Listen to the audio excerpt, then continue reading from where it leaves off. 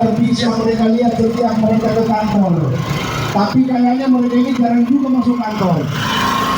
Ya, sesaat lagi kita akan bergerak menuju masa aksi, menuju sasaran aksi. Para warga terdampak bencana, hari ini kalian tidak sendiri. Kami dari Serikat Pekerja Hukum Progresif tergabung dengan Koalisi Rakyat Anti Korupsi Bung Harsono Bereki. Kemudian ada Komunitas Anti Korupsi Bung Marwan. Ada juga hadir dari Jaringan Pendamping Kebijakan Pembangunan Ibu Sri Megawati.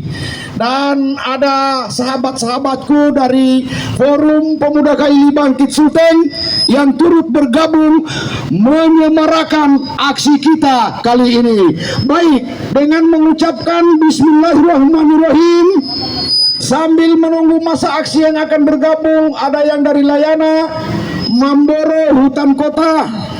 Sebagian mereka masih di dalam perjalanan menuju sasaran aksi. Sambil menunggu mereka, kita bergerak ke sasaran aksi. Bismillahirrahmanirrahim. Ayo. Ayo, mainkan.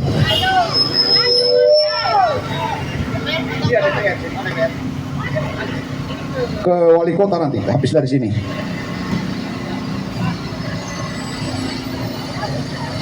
Ini betul.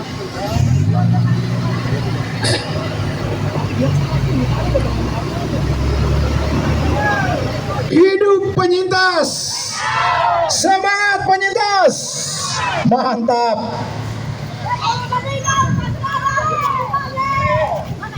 Ya ibu-ibu yang tertib, kita akan aksi di kantor Dewan Perwakilan Rakyat Provinsi Sulawesi Tengah. Ya, mana Kojep ini? Ambil di sini sedikit, di sebelah kanan supaya di sana. Ya, mundur. Jep. Halo, Mas Jep. Jep. Ya, maju-maju di sini, tidak apa-apa. Maju-maju di sini. Ya, di situ di tempat yang teduh.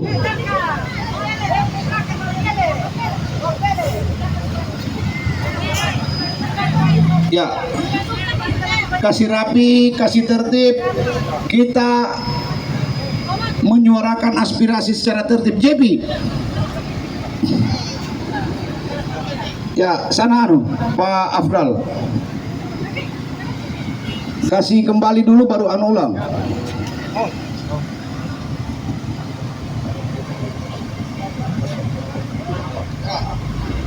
Boleh? Kasih angkat sedikit. Iya, kasih kena semua ini WTB, penyintas-penyintas. Bismillahirrahmanirrahim. Assalamualaikum warahmatullahi wabarakatuh. Selamat pagi, salam sejahtera bagi kita sekalian. Kami dari Serikat Pekerja Hukum Progresif yang tergabung dengan Komunitas Anti Korupsi, Koalisi Rakyat Anti Korupsi, Jaringan Pendamping Kebijakan Pembangunan, dan rekan-rekan saya dari Forum Pemuda KII Bangkit Sulteng yang juga hadir hari ini menyemarakan aksi pasca 7 tahun bencana Sulawesi Tengah. Pak Dewan, untuk kesekian dan berkali-kalinya kami datang menyuarakan suara penyintas atau warga terdampak bencana yang telah memasuki tahun ke-7. Masih terdapat ratusan kepala keluarga yang belum mendapatkan hak-hak hunian. 7 tahun kami berjuang bersama, tidak pakai biaya reses. Kami tidak pakai biaya kunjungan dapil.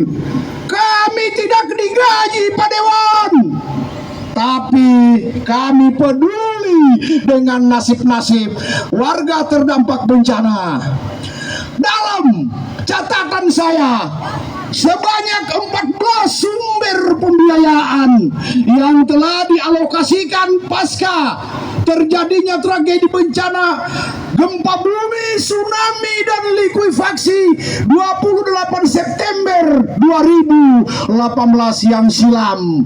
Sumber-sumber pendanaan tersebut APBN, APBD, DAK, kemudian sejumlah pembiayaan World Bank, entah itu dari WINRIP, USAID, kemudian United Nations, PBB, bahkan ada dana infak, dana bagi hasil. Bayangkan triliunan dana penanggulangan bencana yang telah dialokasikan untuk merecovery terjadi bencana. Tapi apa yang kalian dapatkan hari ini? Apa yang kalian dapatkan, penyintas? Apa yang kalian dapatkan hari ini? Ayo saya turun.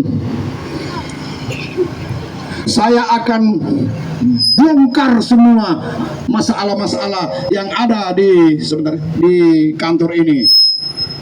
2025 kami menemukan adanya dana-dana APBD hibah yang dengan seenaknya mereka mengetuk palu. Mohon maaf, saya tak henti-hentinya mengulangi. Ada dikasih kejaksaan, dikasih kepolisian, di tengah derita orang-orang ini. Ampun ya Allah. Sudah berapa lama tinggal di Huntara, Bu? 7 tahun. Kami sangat menderita, kami sangat merasakan hujan dan panas kami derita. Huntara sudah terbongkar, hujan mendadak, basah guyup kami semalam. Kami tidak dapat tidur. Masya Allah, kami biasa tidak dapat makan. Karena apa? Kami tidak punya usaha, hanya mencari botol. Dengan apa yang kami pikirkan, kami bisa bunuh diri karena tidak ada tempat tinggal hari ini. Masya Allah, ya Tuhan, masih dihidupkan kami oleh Allah. Di gulung tsunami begitu dahsyat, kami masih bisa hidup. Dengan bersusah payah kami di Huntara. Masya Allah, mengapa tidak diberikan? Pikirkan nasib kami di Huntara, kasihan. Ya Allah, ampuni berkali berdosa kami terhadap sesama manusia. Ampuni dosa kami, ya Allah. Dengan itulah saya serahkan. Baik, itulah jeritan salah seorang warga terdampak bencana yang sudah 7 tahun bencana Sulawesi belum mendapatkan hak hunian. Di depan kantor ini kami mensinyalir sekitar 98 miliar dana-dana rehabilitasi. Kantor-kantor yang bagus dikasih rubuh. Tolong hentikan pengalokasian APBD hibah ke aparat penegak hukum. Ini manusia ini, Pak Dewan. Ini bukan binatang mereka ini. Dengan seenaknya mengutuk palu. Hei, kami tidak ikhlas APBD hibah kami dialokasikan kepada hal-hal yang tidak penting. Bayangkan, jika 100 rumah dikali rumah stimulan 50 juta, kami hanya butuh 1 miliar. 1 miliar 20 rumah, berarti sekitar 5 miliar. Pak Dewan, tolong palu-palukan anggaran itu 5 miliar saja untuk mereka ini. Ini betul-betul mereka tidak punya nurani. 7 tahun bukan waktu yang singkat, Pak Dewan. Pak Dewan, tolong temui kami. Jangan hanya enak-enak menikmati fasilitas dari tangan-tangan kotor kami ini, Pak Dewan. Mana saya curiga mereka tidak berkantor, karena mereka ini jarang berkantor. Gajinya besar, tunjangan kinerjanya besar, resesnya besar, tapi kerjanya, mohon maaf, kita patut pertanyakan, apa kerja DPR ini sebenarnya? Setiap Setiap saya datang ke kantor DPR, saya dapat ada yang merokok, ada yang main catur, ada yang cuma pegang-pegang HP. Oh Tuhan, apa kalian tidak malu? Pak Dewan, apa kalian tidak malu dengan cerita mereka yang sudah 7 tahun menghuni hunian sementara? Hunian sementara mereka sudah banyak yang rusak. Sebagian mereka sudah banyak yang jadi tunawisma. Dan di Huntara hari ini telah terjadi berbagai macam pelecehan seksual. Di Huntara banyak pelecehan seksual. Ampun ya Allah. Sebagian mereka sudah banyak yang jadi tunawisma. Tapi kalian tidak pernah peduli dengan nasib-nasib orang-orang seperti ini. Hari ini kami mendatangi kantor DPRD agar kita melakukan bargaining. Kiranya warga terdampak bencana yang belum mendapatkan hak hunian agar dibuatkan budget, dibudgeting. Ini fungsi budgeting sama kalian. Jangan hanya dikasih APH, bos. Kalau kejaksaan yang minta uang, kalau Polda minta uang, bukan main tangan-tangan mereka. Itu lulus sekali mau palu-palu anggaran. Mereka tidak takut dengan palu-palunya Munkar dan Nakir nanti ini. Oh Tuhan, kalian tidak malu difasilitasi negara, sementara di ujung hidung kalian yang jaraknya hanya sekitar 3 kilo dari sini, di perumahan kumuh. Apa kalian tidak malu dengan nasib-nasib mereka? Makanya kemarin pada saat ada tim penilai Adipura menyatakan Kota Palu kota bersih. Tapi kalau saya temukan kemarin tim penilai Adipura, saya bawa di Huntara Hutan Kota, saya bawa di Huntara Layana, saya bawa di Huntara Mamboro, biar dia tahu kekumuan yang ada di ujung hidung mereka. Saya overhandle mic karena kami masih mau hajar wali kota. Di sana dia hanya menjanji-janji kampanye. Sudah 2 kali beliau menjadi wali kota. Setiap kampanye saja mereka datang bawa sembako. Mereka hanya bisa bawa sembako, bawa amplop. Makanya ke depannya mulai hari ini kita gaungkan untuk 2029 salah satu cara untuk membubarkan DPR dengan tidak memilih. Saya harapkan untuk 2029 jangan memilih. Jangan memilih lagi, karena ini perwakilan kita. Apa kerjanya mereka ini? Cuma menghabiskan uang-uang negara, menghabiskan APBD. Kemudian sebelum saya overhandle ini mic, saya berbicara sedikit tentang pokir DPR. Pokir itu pokok-pokok pikiran. Pokok-pokok pikiran tersebut, dana-dananya banyak yang kami duga dialokasikan kepada pertanian. Dan kami mensinyalir dan menduga bahwa alat-alat pertanian tersebut diperjualbelikan. Memang tidak punya nurani. Alat-alat pertanian ditegarai, disinyalir, diduga diperjualbelikan. Memang mereka ini sudah kebangetan, keterlaluan, seolah tidak punya rasa bersalah dengan orang-orang yang menderita di hunian-hunian sementara. Oh Tuhan, ada tadi yang anak kecil. Mana tadi yang ada anak kecil? Ini. Bayangkan ini anak kecil. Pak Dewan, keluar dulu, lihat ini anak-anak kecil ini. Ya Allah, sebenarnya karena waktu kita terbatas, kalau saya mengulas tentang hak asasi manusia dari ujung kaki sampai ujung rambut, waktunya akan panjang. Namun saya singkat-singkat saja substansinya. Pak Dewan, tolong temui kami. Jangan hanya duduk, datang, dapat duit. Kami tidak ikhlas duit kami digajikan Bapak yang tidak punya kerjaan ini. Pak Dewan, mana sudah?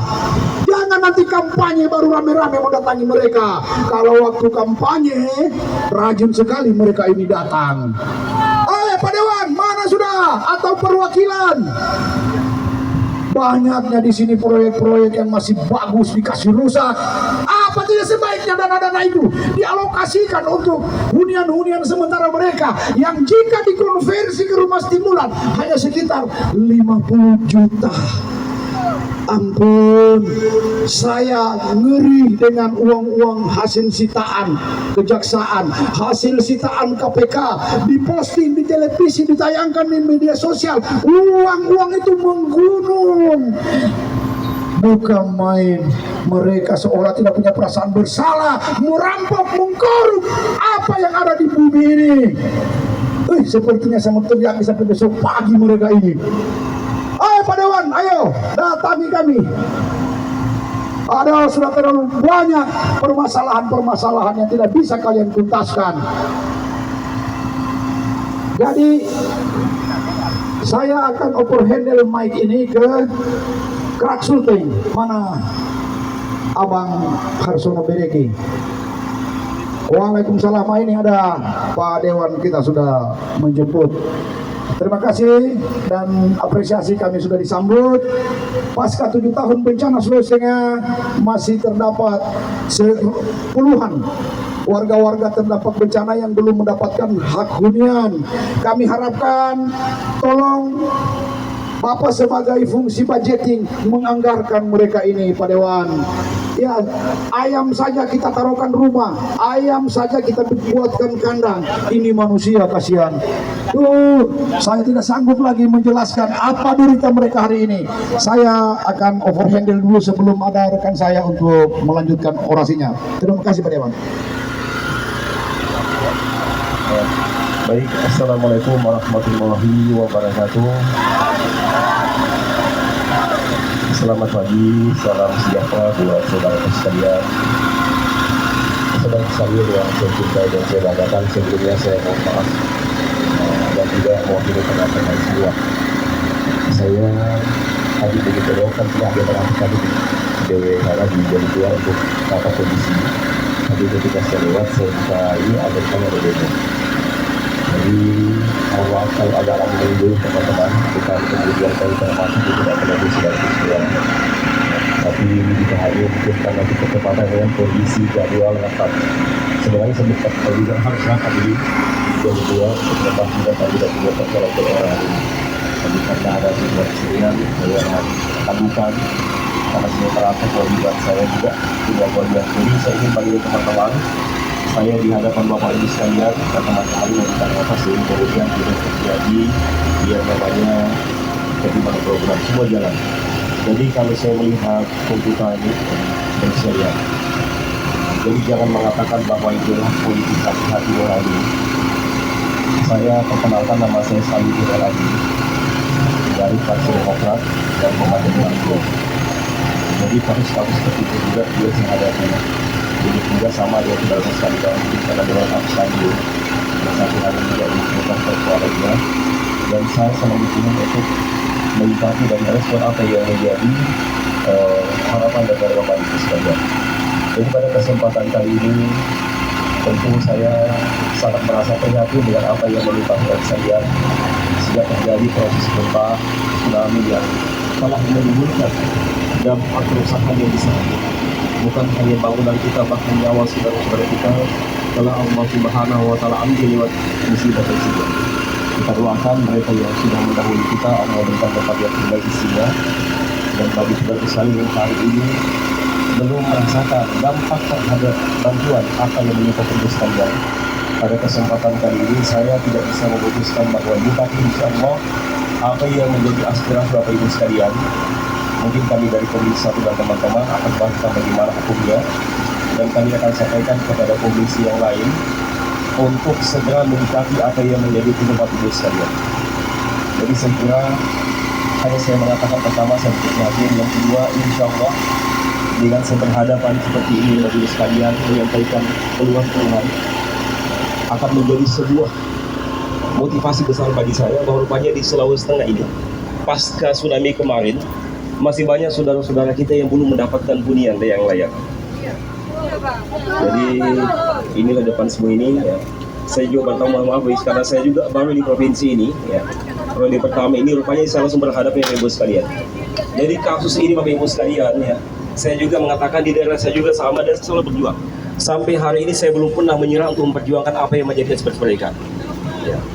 Insya Allah Bapak Ibu sekalian percayakan kepada saya dan teman-teman yang lain, kami akan mencoba mencari asbabnya, mencari persoalan ini, ya, mencari jalan keluarnya agar kemudian teman-teman yang hari ini sampai hari ini belum mendapatkan perhatian dari pemerintah, mudah-mudahan di kepemimpinan yang baru ini, Bapak Gubernur kita Bapak Nur Hafid, mudah-mudahan ini bisa menjawab apa yang menjadi keluhan Bapak Ibu sekalian. Tentunya DPRD akan membangun komunikasi dengan ya, legislatif untuk mencarikan solusi bagaimana nasib Bapak Ibu sekalian di kemudian hari. Jadi saya kira sementara disampaikan, ya, saya tidak bisa panjang lebar karena paling tidak saya sudah berhadapan dengan Bapak Ibu sekalian. Artinya bahwa ini menjadi persoalan bagi kami, menjadi sebuah PR bagi kami anggota Dewan, bahwa masih banyak saudara-saudara kita yang sampai hari ini belum mendapatkan tempat yang layak pasca kejadian tsunami yang menimpa saudara-saudara kita. Demikian, wassalamualaikum warahmatullahi wabarakatuh. Ya, saya berharap bahwa aksi kami hari ini jangan hanya kami menghabiskan air mulut. Sudah banyak air mulut kami, Pak. Kami juga di sini datang hanya bentuk inisiatif, bentuk kepedulian. Jujur, Pak, kami tidak digaji, Pak. Ini hanya bentuk kepedulian. Satu kali kami turun aksi pakai duit, Pak. Kami tidak digaji negara. Kalau bapak-bapak sekalian, kalau turun ke daerah ada kunjungan dapil, ada dana reses, ada gaji besar, tapi kami tidak digaji. Berharap agar lembaga legislatif ini bisa berguna bagi kami, Pak. Karena jujur saja, mohon maaf dari hati yang paling dalam, kami merasa lembaga legislatif ini seperti tidak ada, Pak. Karena apa sebenarnya fungsinya? Ada 3 fungsi besar dari legislatif itu. Seolah kami tidak pernah merasakan manfaatnya. Di ujung hidung ini, Pak, tidak jauh dari tempat ini, hanya sekitar 3 kilo di Huntara Hutan Kota. Itu kemarin kalau ada tim penilai Adipura, Pak, saya bawa di situ. Yang diperlihatkan hanya keindahan infrastruktur, jalan, jembatan, tapi mereka lupa bahwa di dalam kota Palu ini masih ada perumahan kumuh, Pak. Kumuh sekali, Pak. Huntara Hutan Kota, Huntara Layana, Huntara Mamboro, Huntara Balaroa. Kumuh. Saya overhandle dulu mic ini ke Pak Harsono. Mungkin kami tidak audiensi lagi atau bagaimana? Kita audiensi bagus atau langsung ke wali kota, karena di sana bargainingnya di sana dengan Pak Wali Kota. Saya overhandle dulu. Jadi begini, Bapak Ibu sekalian, saya ulangi lagi bahwa tugas saya hari ini adalah mendengar. Sesudah mendengar, kita akan membicarakan persoalan ini. Itu tugas pokok kami. Ya, jadi insya Allah. Ya, terus terang saya orang yang tidak percaya dengan DPR. Kenapa? Hanya satu wakil yang paling kepala batu terhadap pimpinannya adalah rakyat. Itulah wakil rakyat. DPR ini. Pak Samiun, kita orang barangkali baru hari ini tetap muka. Nah, tapi kita sama-sama kemarin dari Banggai. Gitu. Jadi saya minta, kalau Bapak mau dipercaya, 55 anggota DPR mau dipercaya, 7 tahun, Pak, bukan waktu yang dekat. Tinggal 2 bulan, Pak, mereka mau digusur. Betul? Tinggal 2 bulan mau digusur di Huntara. Ya, karena mau dibikin area olahraga oleh anaknya gubernur, ketua KONI, mau dibuat di sana. Mau dibawa kemana mereka ini?